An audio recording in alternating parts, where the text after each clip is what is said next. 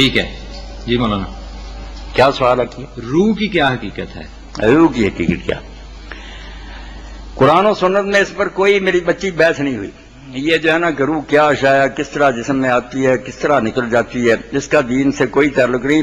بس دین کا تعلق تو اس بات سے ہے کہ روح جب نکلے گی نا تو وہ ختم نہیں ہو جائے گی، اللہ کے دربار میں پیش ہوگی، اس کو نیکی بدی کا بدلہ ملے گا، قیامت کے دن وہ دوبارہ جسم میں آ جائے گی. کیا چیز ہے کیا نہیں ہے یہ تو ہر وقت ہمارے اندر کام کرتی ہے. کوئی بیٹا نہ سائنسدان معلوم کر سکا نہ دوسرا. اس کی حقیقت سے ہم نے کوئی غرض نہیں.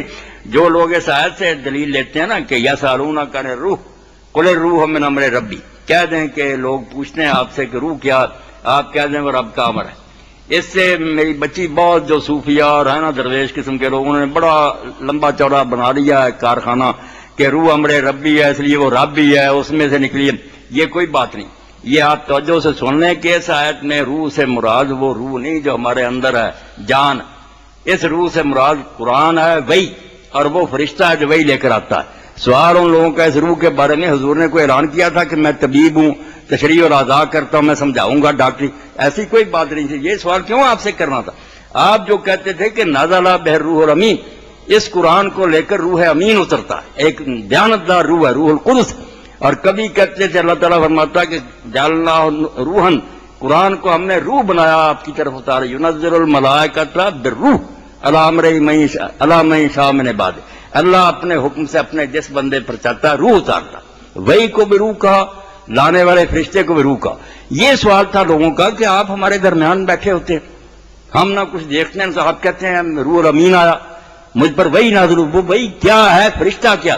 اس کا جواب تھا میرے بچے ورنہ یہ روح جو ہے نا جسم میں اس کا کوئی جھگڑا نہیں. اللہ نے کہا قل الروح من امر ربی وما اوتیتم من العلم الا قلیلا. یہ وحی کا اترنا، فرشتہ، یہ اللہ کے معاملے ہیں جن کو تم اس دنیا میں رہنے والے نہیں سمجھ سکتے. صرف وہ نبی سمجھتا جس پر وہ اترتا، دوسروں کو ہزار سمجھائیں ان کے پلے کچھ نہیں پڑ سکتے. تو اس آیت میں نے ضمن تشریح کر دی، روح سے مراد خود وحی لانے والا فرشتہ روح الامین، اور جو ہے وہی قرآن جس کو لے کر آتا. یہ جگہ جگہ قرآن نے کہا کہ ہم نے اس کو روح بنایا. قرآن جی عذرا بہن کوئی اور سوال کرے؟ ذوالقرنین کون تھا؟ ذوالقرنین کے بارے میں ذوالقرنین کے بارے میں خلاصہ کے طور آپ سمجھ لیں کہ یہ ایران کا ایک بادشاہ تھا جس کا اصل نام کیا خسرو تھا. یونانی لوگ اس کو سائرس کہتے ہیں. اس کا یہود پر بہت بڑا احسان ہے. یہودی قوم بڑی متعصب ہے، اپنے سوا کسی نسل کو وہ نہیں مانتے. وہ کہتے ہیں ہم اللہ کی برگزیدہ امت ہیں، چھانٹی ہوئی نسل ہیں، باقی سارے ہمارے غلام اور یہ لوگ امیین ہیں، کافر ہیں، اچھوت ہیں، کسی کو کوئی وزن نہیں دیتے، مگر ذوالقرنین کا احترام کرتے. اسی لیے حضور سے پوچھا کہ ذوالقرنین کا بتائیں. اب یہ ذوالقرنین صرف یہودیوں کے علم میں تھا، دوسرے کوئی نہیں جانتے تھے، اس لیے یہ سوال بڑا نازک تھا. نہ مکے کے جانتے تھے، امتحان کے لیے پوچھا کہ آپ ذوالقرنین کا بتائیں. یہودی ان کا احترام اس لیے کرتے ہیں کہ جب بخت نصر نے حملہ کیا، مسجد اقصی ویران کر دی، یروشلم شہر کی اینٹ سے اینٹ بجا دی، ان سب کو قید کر کے لے گیا بابر. 70 سال یہ غلامی میں رہے، بہت لاکھوں قتل کر دیے. وہاں غلامی میں چیختے چلاتے تھے مسجد ویران ہوگی، جیسے اللہ پناہ دے خانہ کعبہ کو گرا دے. مسجد اقصی کی یہ حیثیت. تو یہ ذوالقرنین کو توفیق ہوئی. نام اس کا کیخسرو تھا. ذوالقرنین اس لیے کہتے ہیں کہ اس کا جو تاج تھا نا، اس پر جو سینگ دو بنے ہوئے تھے، اس پر عقاب کے پر تھے. اب استخر سے جو ایران کا دارالحکومت، وہاں سے مجسمہ نکل آیا پتھر کا بنا ہوا، ماشاءاللہ اسی طرح داڑھی ہے، سر پر تاج ہے، دو سینگ ہے، کدھر کو جاتا ہے کدھر، اوپر عقاب کے پر کھڑے ہیں. اس لیے ذوالقرنین دو سینگوں والا. یہ مسئلہ بیٹا حل نہیں ہوتا تھا، علماء بھی پریشان تھے کہ دو سینگوں والا کون ہے. کوئی مانا کہ وہ مجسمے نے بتایا کہ واقعی اس کے دو سینگ بنے ہوئے تھے تاج کے.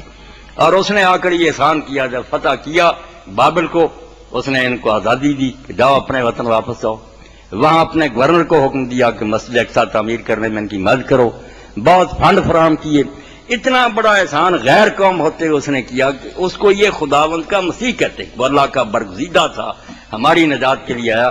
اس کو ذوالقرنین کہتے ہیں، کیا خسرو، اور یونانی اس کو سائرس لکھتے ہیں. اس کا احسان ہے. واقعی وہ دنیا میں اس نے بڑے سفر کیے، ذکر اس کا.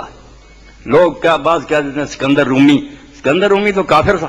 وہ ہندوستان سے جب واپس لوٹا، اس نے بابل میں جا کر خود خدا ہونے کا دعویٰ کر دیا. اس مرتد کا ذکر کیا کرنا، یہ تو موحد تھا، قرآن میں ذکر اللہ کو مانتا تھا، قیامت کو مانتا تھا، اتنا نیک تھا کہ جب رعیت پر غلبہ پایا اس نے کہا ظلم نہیں ہم کریں، جو زیادتی کرے گا اس کو سزا دیں گے، ورنہ سب کے لیے معافی۔ یہ تو بہت خدا ترس اور پرہیزگار حکمران تھا، اس لیے یہ اسکندر یونانی جس پر انگلی رکھ دیتے تھے نا امام راضی وغیرہ، وہ نہیں ہے، یہ ہے نیک بادشاہ جس نے یونانی ان کو یہود کو آزادی دی، اپنے وطن لوٹایا، مسجد اقصی تعمیر کرنے کا حکم دیا، اس کے لیے بہت فنڈ فراہم کیے، نیک آدمی تھا۔ جی حضرات اور اصحاب کاف کون ہیں؟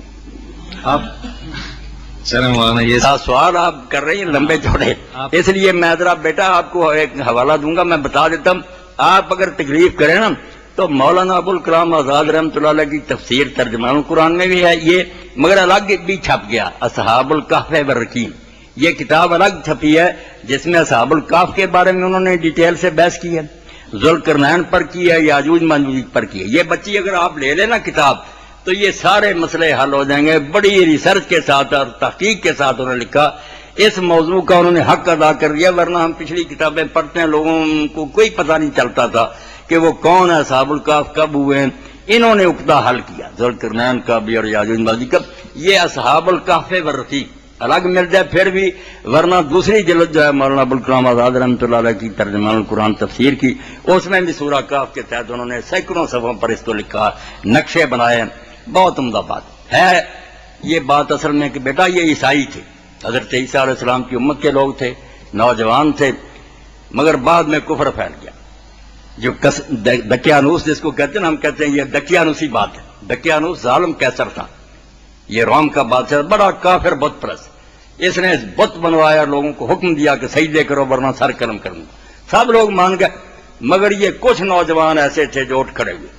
اب قرآن میں بیٹا ان کے لیے یہ لفظ ہے وہ ہم سب کو یاد رکھیں، ہم کھڑے نہیں نہ ہوتے، کھڑے ہونا یہ نہیں کہ بیٹھے ہیں آپ کھڑے ہو جائیں، اللہ کہتا ہے وہ نوجوان تھے قام، وہ کھڑے ہو، انہوں نے کہا اس طرح بیٹھے رہنا اور حالات کے جبر کے تحت گنگے بن رہنا یہ شیطانوں کا کام ہے، جو جان پر بنے گی اس قام، اللہ نے لفظ ان کے لیے کیا استعمال کیا، پھٹ کیا تھا، فرمایا جوان مرد تھے وہ تھے، باقی علماء اور مشائخ اور پیر سارے بزدل نکلے، ڈر گئے دقیانوس سے، یہ نوجوان اٹھے جوش کے ساتھ، انہوں نے اعلان کیا کہ ہمارا رب وہ ہے جس نے آسمان و زمین بنایا، ہم اس کے ساتھ اگر شرک کریں تو برباد ہو جائیں گے، جو کرنا کرو۔ اس نے کہا واپس لوٹاؤ ورنہ پتھروں سے مروا دوں گا۔ تو یہ نوجوان جو تھے آپ دیکھیں، نوجوان ہوتے ہوئے ان میں جوش بھی تھا، ہوش بھی، کتنا ہوش ہے کہ انہوں نے سمجھا کہ ہم نے اتنا بڑا کام جو ہے اس کا بیڑا اٹھایا، ہم تنہا کیا کر سکتے، ساری دنیا دشمن ہے، بادشاہ کے پاس اتنی قوت، انہوں نے جو دعا بیٹا کیا نا وہ سب کو چاہیے ان دنوں میں پڑھیں، ربنا آتنا من لدنک رحمۃ وہیئ لنا من امرنا رشدا، اے اللہ اب اپنے خزانہ غیب سے ہم پر خاص مہربانی فرمانا اور ہمارے کام میں ہماری رہنمائی کرنا اور ہمیں ثابت قدم رکھنا۔ یہ دعا کی انہوں نے، موہد تھے کہ ہم بیچارے کچھ نہیں کر سکتے، اللہ مدد کرے گا، اور اللہ نے پھر کیسی مدد کی، جب انہوں نے کہا دین نہیں چھوڑنا، وطن چھوڑنا پڑے، گھر چھوڑنا پڑے، چھوڑ دیں گے، بیچارے غار میں جا کر لیٹ گئے۔ اللہ تعالیٰ نے کتنا فضل فرمایا کہ غار میں ایک طرف سے ہوا آتی تھی، دوسری عمدہ فضا، پہلے سے اللہ کہتا میں نے تو زمین آسمان جب بنایا اس وقت غار بنا رہی تھی کہ ان درویشوں نے آنا، ایسی غار کے اندر سے کھلی تھی، ہوا آتی تھی، روشنی آتی تھی، مگر دھوپ نہیں آتی تھی، اور دروازے پر کتا پہرے دار کے طور پر بیٹھ گیا، وہ کلبوں باسطن، ایسی حفاظت کی کہ کوئی صدر بھی اپنی نہیں کر سکتا، اتنی سیکورٹی کے باوجود ان پر بم برستے ہیں، وہاں کوئی نہیں آیا، جو غار کے پاس گیا ڈر کر بھاگ جاتے تھے، ماحول ایسا پیدا کرے، اور جب تک اللہ نے چاہ تھپکی دے کر سنایا، اور ساتھ ہی اللہ تعالیٰ ان کے پہلو بھی بدل پالا، ایک ہی جگہ لیٹے رہے گل جائے گا جسم، خود کہتا اللہ ہم ان کے پہلو بدل دیتے تھے دائیں بائیں، جب وہ جاگے اس وقت ماحول ہی بدل چکا تھا، اللہ نے اتنی مدد کی کہ پہلے کافر بادشاہ تھا، اب بادشاہ ان کے دین پر آ گیا تھا، عیسائی ہو گیا، اور ڈھونڈتے پھرتے تھے لوگ کہ وہ بڑی یار جن کا سرکاری کاغذوں میں نام لکھا وہ گم ہو گئے، کہاں؟